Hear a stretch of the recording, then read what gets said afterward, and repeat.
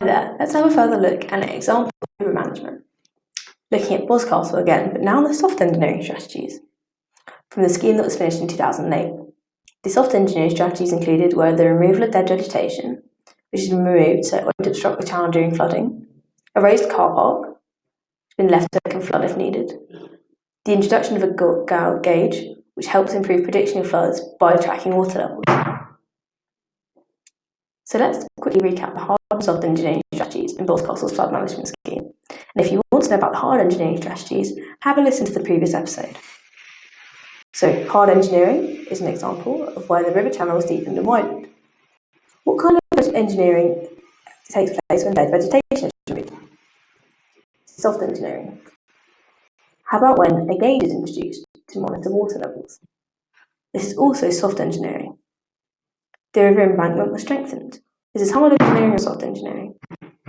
This is an example of hard engineering.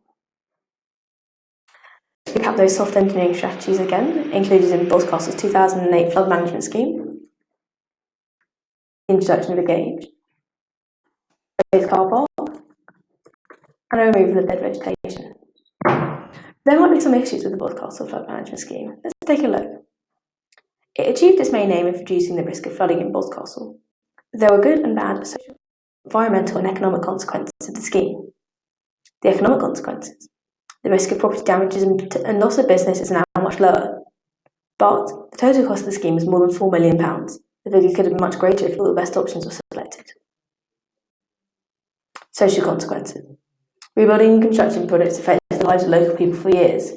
The new defence systems aren't capable of stopping a flood on the scale of what was seen in 2004. The new bridge is largely unpopular with the local people, but Boscastle is now less at risk of flooding and is so safer.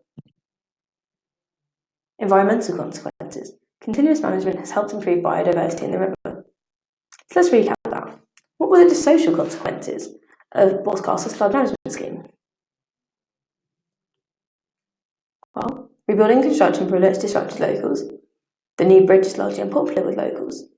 The new defences could not stop a flood on the scale of what was seen in 2004, but Boscastle is now a safe place to live.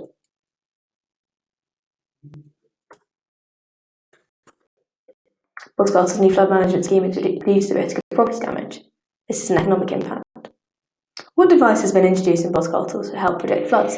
Is it a thermometer, measuring tape, a gauge, or spirit level? The correct answer is a gauge.